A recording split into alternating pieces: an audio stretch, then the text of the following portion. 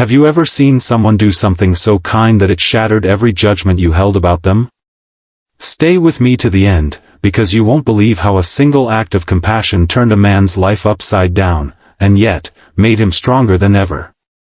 And if this story moves you, don't forget to like this video and subscribe to our channel for more inspiring stories.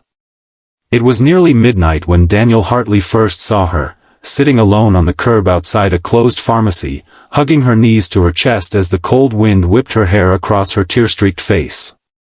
Daniel was a single dad to 7-year-old Lily. He'd lost his wife to cancer 3 years earlier, and in that time, he'd learned to recognize the look of someone who had lost all hope.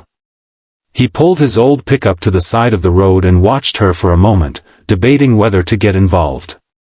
In a world where people turned away, he had always tried to be different. Slowly, he stepped out and approached her. "Hey. Are you okay?"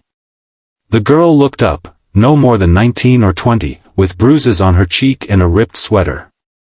She tried to speak but her voice came out as a hoarse whisper. "Please, don't call the police."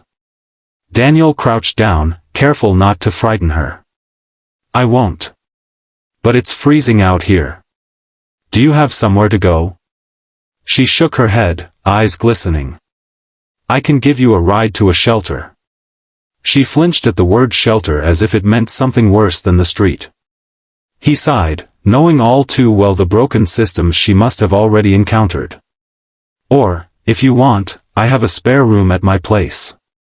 You can warm up, have something to eat. No strings attached." For a moment, she looked at him as if he were insane. Then she nodded, wiping her face with the back of her hand. "My name's Emily," she whispered. Daniel never imagined that choice, to offer one night of kindness, would ignite a storm. He brought her home and Lily woke up, rubbing her eyes. "Daddy? Who's that?" Daniel gently introduced Emily, explaining she needed a safe place for the night. Lily, with a child's simple heart, smiled and took her hand. "Do you want my teddy bear?" Emily broke down, sobbing so hard she could barely stand. In the days that followed, Emily slowly began to trust them. She revealed she had fled an abusive fiancé who threatened to kill her if she ever left. She had nowhere else to go. Daniel knew he couldn't turn her out.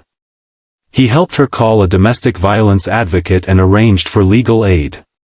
He never touched her, never asked for anything, he only gave her back her dignity. But when Emily's wealthy family finally tracked her down, they saw something else.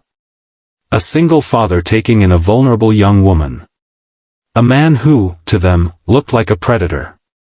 It started with phone calls, cold voices accusing Daniel of manipulating her. Then came the letters from expensive lawyers, threatening to sue him for emotional damages and exploitation. "You think you're a hero?" Emily's older brother sneered when he showed up banging on Daniel's door. "You think you can just pick up some girl off the street and make yourself look like a saint? You're sick." Daniel tried to explain, but nobody listened. Emily begged her family to stop. "He saved me," she sobbed. "You weren't there when he found me." But they didn't care. Their pride was wounded. How dare she run away, how dare she find help from a stranger? So they made sure he paid for it. They spread rumors around town, whispered stories about how Daniel must have ulterior motives. Some parents stopped letting their kids play with Lily. A few customers canceled the landscaping jobs that were Daniel's only livelihood. One night, Daniel sat alone in his truck, gripping the steering wheel until his knuckles turned white. He thought about his wife, how she'd always believed kindness mattered more than reputation. He wondered if he was strong enough to keep believing that now. But then something unexpected happened. Emily insisted on going public. She recorded a video explaining exactly what Daniel had done, how he'd never once treated her as anything but a human being worthy of respect. The clip went viral. Thousands of strangers rallied behind Daniel, flooding his small business with new contracts.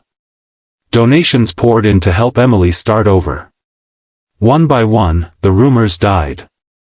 And one cold autumn morning, Emily knocked on his door with a suitcase in her hand. "I found a place of my own," she said softly. "I can never repay you. But I want you to know, you saved my life." Daniel smiled, though tears welled in his eyes. "You don't owe me anything. Just promise you'll be safe." Years later, when Lily grew up, she would write an essay about her father, the man who taught her that you help people not because it's easy, or because others will understand, but because compassion is the only thing that makes this world bearable.